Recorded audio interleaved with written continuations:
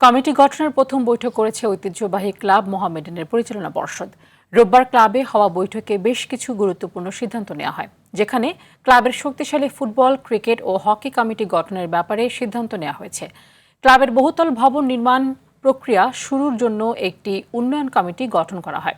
এছাড়াও সাভারে নিজস্ব জায়গা বুঝে নিতে সব জটিলতা নিরসনে কাজ শুরুর সিদ্ধান্ত নেওয়া হয়েছে।